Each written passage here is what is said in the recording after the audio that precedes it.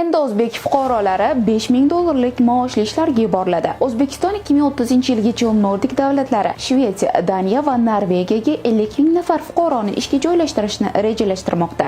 Ilgari fuqarolarimiz asosan 2-3 ta davlatga borib ishlagan bo'lsa, hozir tashkiliy migratsiya asosida 30 dan ortiq davlatda mehnat qilyapti. Bugungi kunda Shvetsiya, Daniya va Norvegiyada 300 ming ishchilarga ehtiyoj bor. Norvegiyalik ish beruvchilar bu yilning o'zida 3000 fuqaroni o'zlari o'qitib, ularga Yevropa standartlari asosida sertifikat berib, kamida 2,5-3 ming yevrolik ish berishga tayyor deyapti. Rejaga ko'ra 2026-yilda 5000 nafar fuqaro, 2027-yildan boshlab har yili kamida 10 000 nafar fuqaro xorijda ish bilan ta'minlanadi. Musayev Nurumbetov 1-aprelgacha Shvetsiya, Daniya, Norvegiya bilan kelishuvga erishib, bu yil 5000, kelasi yil kamida 10 000 odamni yuqori daromadli ish o'rinlariga yuborsin. Fuqarolar yuqori maoshli, barqaror va qonuniy mehnat o'rinlariga yo'naltirilib, o'rtacha oylik maosh 5000 dollar atrofida bo'lishi kutilmoqda.